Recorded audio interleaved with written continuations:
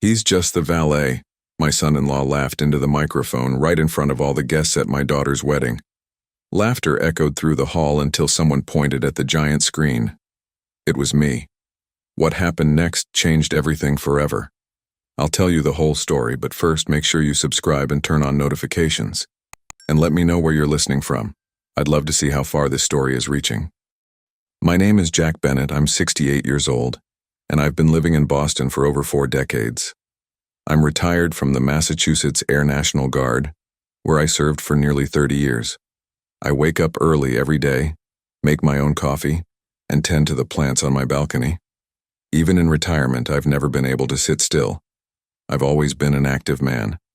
Independence has always been my greatest value, something I tried to pass on to my daughter Sheila.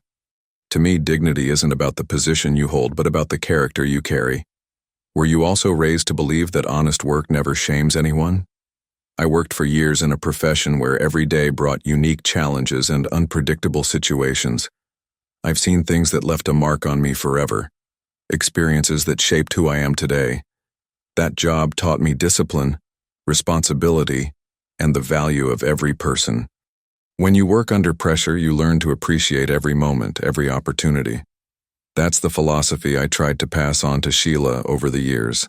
Some lessons can only be learned in practice, facing the unexpected. You know that feeling that your life experience shaped who you are deep down? When I retired, a hearing problem took me out of my old line of work for good, but I didn't want to just sit at home watching TV all day. I wanted to stay active, independent, contributing to society in some way. That's why I chose to work as a valet at clubs and events in Boston. Sure, it was some extra income, but mostly it was a way to keep in touch with people. Have you ever felt like stopping work is like stopping life itself? Anyway, that's how I stayed connected to the real world. A lot of people don't understand why a veteran my age would choose that kind of job. Jack, you deserve to rest, my daughter would always say with that worried look in her eyes. But to me, resting doesn't mean stopping. It means doing something that gives me purpose. Working as a valet, I meet business owners, politicians, influential people in Boston.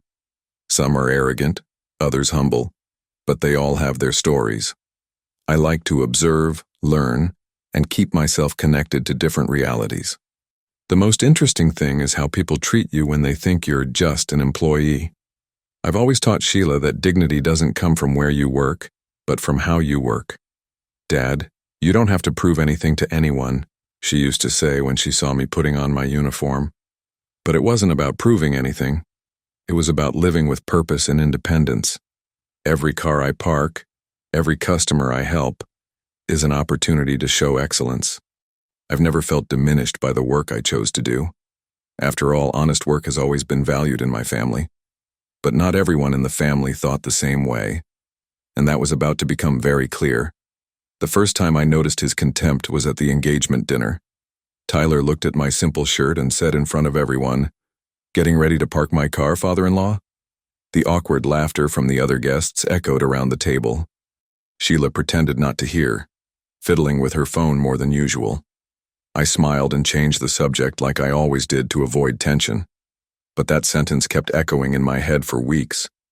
Have you ever felt that tightness in your chest when someone belittles you in front of others? A few days later, he went even further. When he overheard my daughter mentioning my job as a valet, Tyler replied loudly enough for me to hear, "Good way to keep the habit of serving, huh?" The sarcasm in his voice cut like a blade. Sheila tried to change the subject by talking about the wedding preparations. I swallowed hard and kept washing the dishes, pretending I hadn't heard. In reality, each of those words was piling up like a stone on my chest. I was beginning to understand just how much this father-in-law was going to be humiliated throughout their relationship. But what really stuck with me was when Tyler suggested paying me to avoid any awkwardness on the big day. "Jack, I know you're a hard-working guy, so how about a little cash so you can just relax at home?" he said with a fake smile, as if doing me a favor. The money was right there on the table, as if my presence was something that could be bought. Sheila wasn't there to witness that silent humiliation. I looked at the bills and then at him without saying a word. The worst was yet to come. Tyler even told a cousin who was visiting.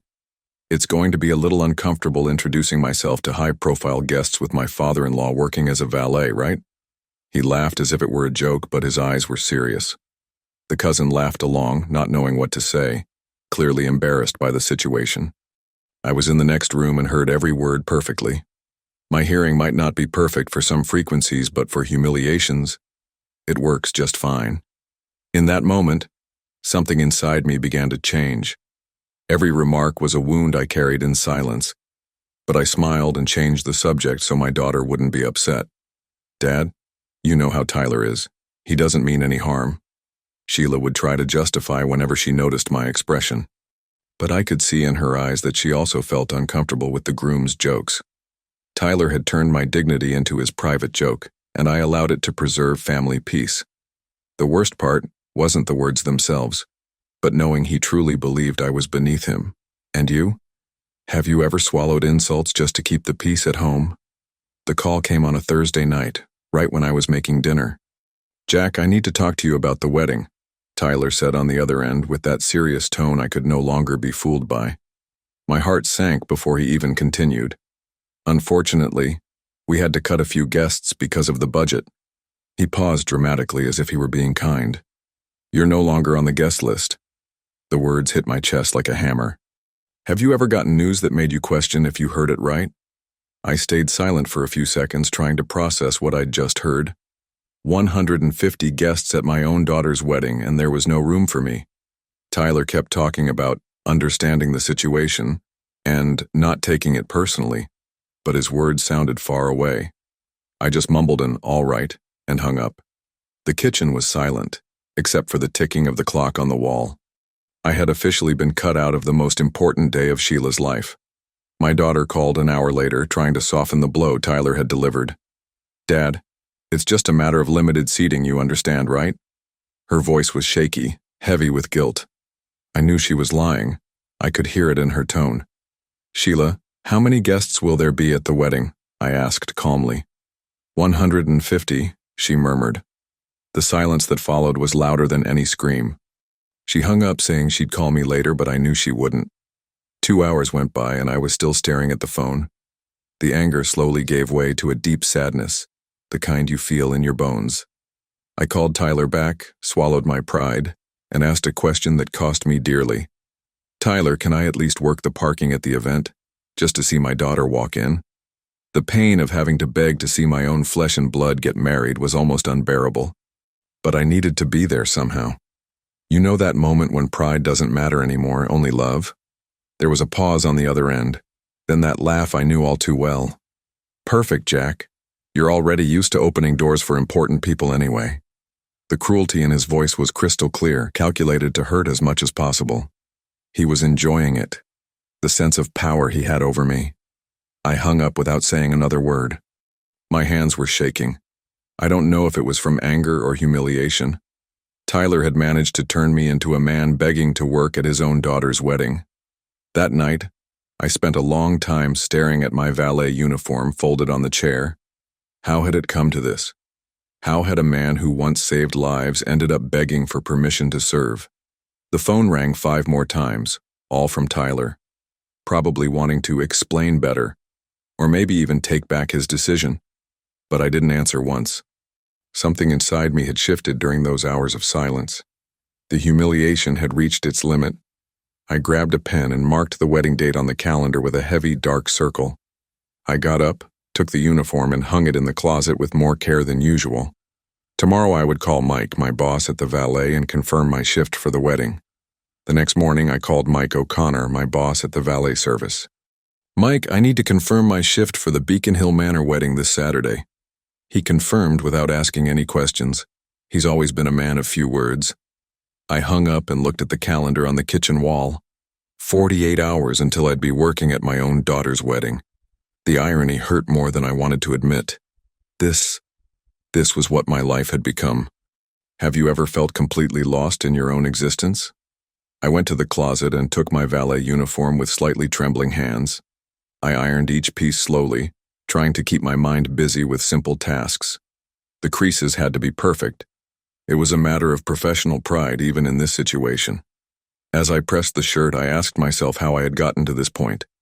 A 68-year-old man, preparing to serve on the most important day of his daughter's life. Tyler had managed to reduce me to exactly what he wanted, and the worst part was, I had accepted that silent humiliation. I sat at the kitchen table and stared at the phone for a long time. 5 missed calls from Tyler appeared on the screen, probably wanting to adjust the details or maybe even take back his decision. But I didn't have the energy for more humiliation. Each unanswered ring was my small way of keeping some dignity. You know when you have no strength left to fight but you can still choose not to answer? That was all I had left in that desperate moment. I walked over to my drawer and pulled out the box of memories I hadn't opened in years. I stared at it for a long time without the courage to open it. Inside were medals, certificates, a lifetime of service that no one seemed to value anymore. I closed my eyes and quickly put it back. This wasn't a time for nostalgia. It was a time to accept what I had become. An invisible man, useful only for parking cars. Sometimes the truth hurts more than any insult we could ever receive. I spent the afternoon walking through the city, trying to untangle the messy thoughts in my head. The streets of Boston looked different, as if I were seeing everything through a gray filter. Every person walking by had a life, a story, a purpose. And me? I was just the inconvenient father-in-law who would be working at his own daughter's wedding to avoid causing more trouble. Humiliation had become my new identity. And you?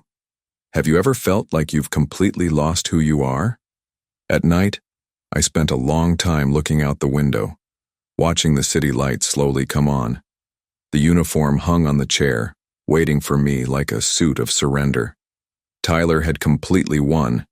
He had turned me into exactly what he wanted me to be. An employee, not a father. Staff, not family. Sheila had allowed it to happen, and that hurt more than all of the groom's cruel words combined. The silence of the house mirrored the emptiness I felt inside.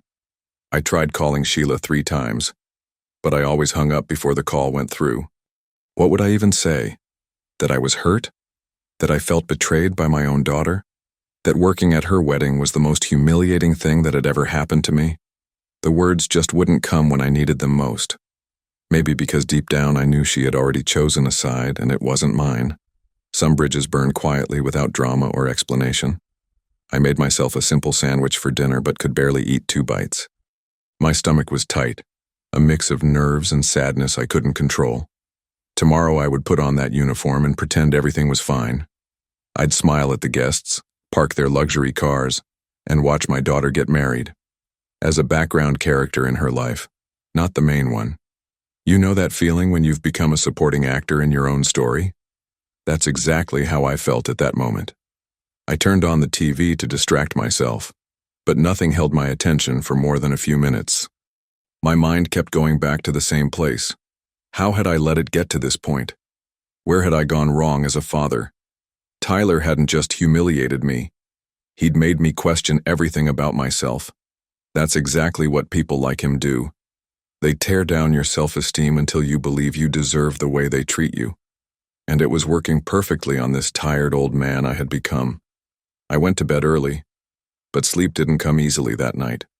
I lay there staring at the ceiling, imagining what the next day would be like. I'd see Sheila arriving in her white dress, radiant, happy, and I'd be there, in uniform, opening car doors for the most important guests in her life. The image turned my stomach in a way I couldn't explain. I never thought the day would come when I'd feel like a stranger in my own daughter's life. But Tyler had managed exactly that with his calculated cruelty. I got up in the middle of the night and went to the kitchen for a glass of cold water. The uniform was still on the chair, waiting for me like a constant reminder of my new reality. I touched the fabric gently, as if it were something fragile. Tomorrow I would wear it for the last time. I had decided that during my sleepless night. After the wedding, I'd quit working as a valet. I wouldn't be able to look at that uniform without remembering the day I worked at my daughter's wedding. Some wounds never fully heal no matter how much time passes. Dawn came faster than I wanted, bringing with it the inevitable weight of reality. I took a long shower, got dressed carefully, and looked in the mirror one last time before leaving. The man staring back at me looked tired, defeated but still dignified. Tyler could humiliate me, but he couldn't completely break who I was inside.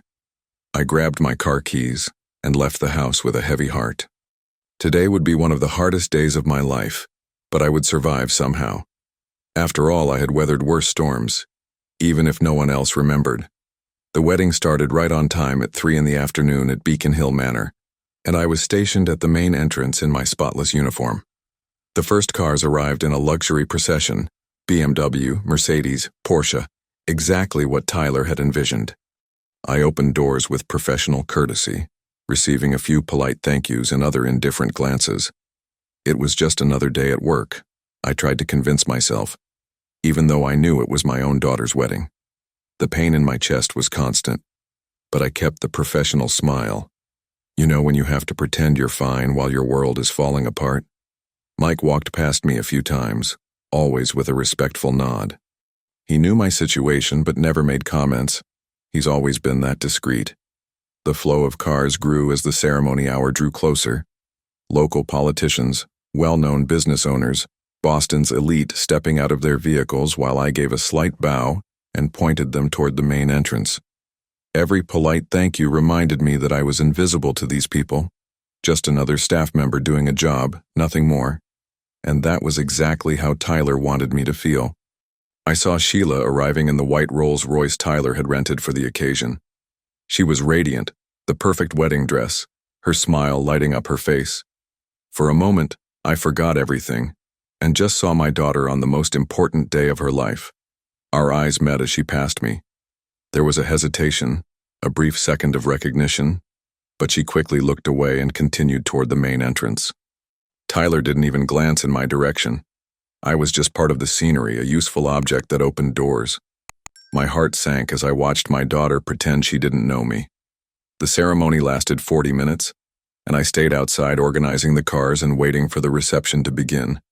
I heard the applause coming from inside as they exchanged vows. My daughter was getting married, and I was parking cars outside. The irony was so bitter it almost made me laugh.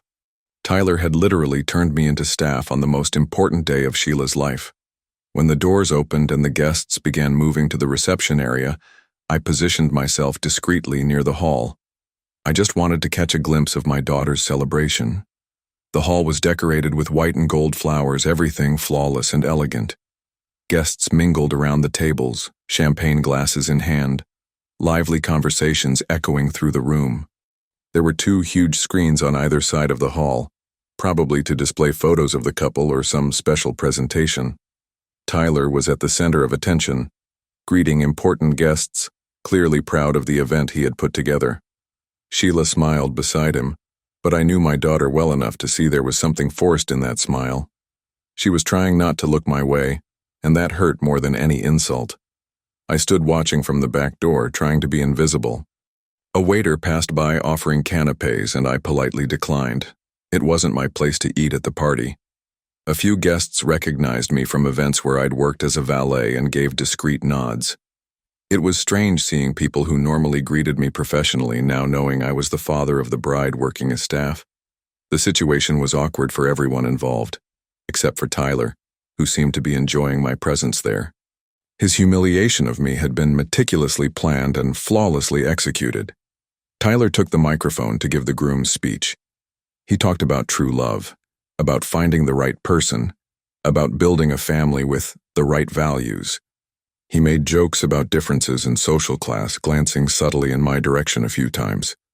The audience laughed politely, not realizing the hidden digs. "I'm grateful to have married someone who understands the importance of choosing your company wisely," he said, and this time his gaze toward me was more direct. A few people followed his eyes and saw me in uniform near the entrance. The awkwardness in the air was palpable. Then Tyler made the joke that would change everything. "You know, when I first met Jack, I thought, he looks like the kind of person who's used to serving others. And just look." He pointed right at me and every head turned. "He's just the valet, but at least he's in the right place." Laughter echoed through the hall, and I felt my face burn with shame. It was exactly what Tyler wanted, to publicly expose me as the humiliated father-in-law at his own wedding. Sheila looked down at the floor, clearly embarrassed. But then something unexpected happened on the big screens next to the stage. The videography company had been playing a retrospective of the couple, but suddenly the image changed. An old black and white TV news segment appeared. National Guard pilot rescues family during deadly Atlantic hurricane. The photo showed a younger man in a military uniform standing next to a helicopter. It was me, 30 years younger, receiving a medal for bravery. The entire hall fell silent, eyes shifting between the screen and me. Tyler stopped laughing, his expression quickly changing from amusement to confusion. A murmur began to spread among the guests. "Oh my God, that's Jack," shouted a woman's voice from the back of the hall. It was Margaret Whitfield, wife of a senator I'd met at other events. "That's Captain Jack Bennett. He saved my sister and her children during the 1987 hurricane." She stood from her table, pointing at me with emotion. "He risked his own life flying in impossible conditions to rescue more than 20 people." The whole room turned to look at me, now with a completely different expression. Tyler gripped the microphone with trembling hands. My unexpected recognition as a hero was happening exactly when I least expected it. Other guests began speaking up. "I remember that story," said a man in a dark suit. "It was on the front page of the Boston Globe for a week." A military veteran stood. "Captain Bennett, it's an honor to meet you in person. Your career in the National Guard is legendary." People started standing from their tables, wanting to get closer. Margaret Whitfield walked toward me with tears in her eyes. "My sister is alive because of you. My nephews grew up because of you." The entire hall erupted in applause. "Captain Bennett! Captain Bennett!" That's how this old man was cheered by all of Boston. Tyler was still on stage, the microphone now lying on the floor. The buzz in the room grew louder. People left their tables, clapping, wanting to shake my hand, telling me how they knew my story. The man who minutes earlier had been just the valet was now surrounded by genuine admirers. Tyler stepped down from the stage slowly, watching his event turn into something completely different from what he had planned. Sheila looked back and forth between me and Tyler, clearly torn between shame and surprise. The hall that seconds ago laughed at my humiliation was now giving me a standing ovation. But what happened next would change everything even more. Tyler tried to regain control of the situation, stepping back onto the stage and picking the microphone up off the floor. "Well, that's very interesting about Jack's past," he said with a forced laugh, clearly trying to downplay the impact of the revelation. But his voice was shaky, and the sweat on his forehead was visible even from a distance. The guests stopped clapping and looked at him with a mix of curiosity and discomfort. Margaret Whitfield turned to Tyler with an expression of indignation. "Past? He saved over 20 lives." The silence in the room grew heavy, and Tyler realized he had made a terrible mistake. Sheila finally crossed the hall toward me, her eyes filled with tears and her face flushed with shame. She hugged me tightly, whispering, "Dad, forgive me," over and over in my ear. Her wedding dress wrinkled, but she didn't care. "I should have defended you from day one," she cried. "I should have told him about your military career, about who you really are." I placed my hand gently on her back. "Sheila, the problem wasn't that he didn't know who I was in the past. The problem was that he didn't respect who I am today. You know when a hug says more than 1,000 words?" Guests began approaching me, forming a small crowd around where I stood. "Captain Bennett, could I take a picture with you?" asked a well-known businessman. "My wife won't believe I met the hero of the '87 hurricane," said another. Margaret Whitfield took charge of an impromptu line. "Folks, let's give the captain some space, but of course he'll greet all of you." A professional photographer from the wedding came closer. "Mr. Bennett, may I capture a few moments? This is an incredible story." Tyler watched from a distance as the same guests who had been laughing at his jokes minutes earlier now treated me like the most important person in the room. My son-in-law stepped down from the stage slowly, his face pale as paper, trying to force a smile that convinced no one. He approached hesitantly, his hands visibly trembling. "Jack, I didn't know," he stammered. "If I'd known about your career." He tried to hug me, but I hesitated for a few seconds before accepting, not as a gesture of reconciliation, but simply to avoid creating more drama at my daughter's wedding. The hug was stiff, forced, and lasted only a few seconds. Several people noticed my hesitation, and the photographer captured the exact moment. A hug that spoke more of discomfort than forgiveness. The reception continued, but with a completely different energy. Tyler moved among the guests, trying to restart conversations that died the moment he joined them. "It's amazing how some people can hide who they really are," I overheard someone say, clearly referring to him. Sheila stayed by my side for the entire evening, as if trying to make up for months of neglect. Guests kept coming up to hear stories from my missions, asking me for advice on courage and leadership. The role reversal was complete. I had become the center of attention at his own wedding. When the night ended and I got home, I was still processing everything that had happened. I took off my valet uniform slowly, folding each piece carefully. Maybe for the last time. I turned on the TV to relax but could barely focus on anything.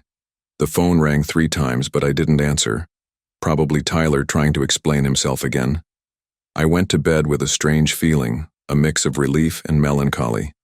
After months of being treated as invisible, I had finally been seen. It was as if I had recovered a part of myself I thought I had lost forever. The next morning came with a surprise I never could have expected. Sheila called me early, her voice still hoarse from crying. "Dad, did you see the paper? You're on the front page of the Boston Globe." I rushed to the door and grabbed a copy. There it was. Storm hero honored at daughter's wedding. Decorated pilot surprised with public recognition after decades of humility. The photo showed the exact moment when the guests stood up to applaud me. My heart beat faster. After years of feeling invisible, I was literally making headlines. Who would have thought an old man like me could still be front-page news? The phone didn't stop ringing all morning. Neighbors who barely greeted me before now wanted to talk about my heroic career. Old colleagues from the National Guard called to congratulate me on the well-deserved recognition. Social media, which Sheila showed me on her phone, was full of comments about the wedding video. So moving. Tyler learned a big lesson. Never judge a book by its cover. One post had over 10,000 shares with the caption, "This man was humiliated for being just a valet, but he was actually a war hero. Respect has no age." It was surreal to see my story being shared by thousands of people. Around noon, Tyler called me. His voice was different, humble, almost a whisper. "Jack, I wanted to apologize again. I spent the whole night thinking about what I did, about what I said." He paused for a long moment. "I acted like a complete idiot. I have no excuse." I listened in silence, letting him speak his piece. "Jack, would you give me a second chance? To show I can be a better son-in-law?" I smiled on the other end of the line but didn't answer right away. Sometimes silence teaches more than any lecture. "Tyler," I finally said, "actions speak louder than words. Let's see how you act from now on." From that day on, the dynamic changed completely. Tyler started introducing me to everyone as my father-in-law, the hero. At social events, he made a point of telling my story to anyone new we met. "Did you know my father-in-law is a decorated pilot? He saved more than 20 lives during the '87 hurricane." It was almost comical to see the man who once tried to belittle me now praising me in public. The power to humiliate had truly shifted hands, but I chose to use that power to teach, not to take revenge. After all, some people learn through wisdom, others through pain. Tyler was learning through both. I still work as a valet by choice, not by necessity. After all the attention, I received job offers from offices and even invitations to give motivational talks at companies in Boston. Mike offered me a promotion to team supervisor with a considerable pay raise. But I decided to stay right where I was. I enjoy the direct contact with people, the simplicity of a job well done. Regular customers now greet me by name, and some even specifically request my services. The uniform I once wore with resignation, I now put on with genuine pride. In the end, I discovered I didn't need to change professions to regain my dignity. My daughter now invites me to everything and makes sure I'm always by her side at important events. Tyler's business dinners, birthday parties, family gatherings. Sheila introduces me with obvious pride to everyone she knows.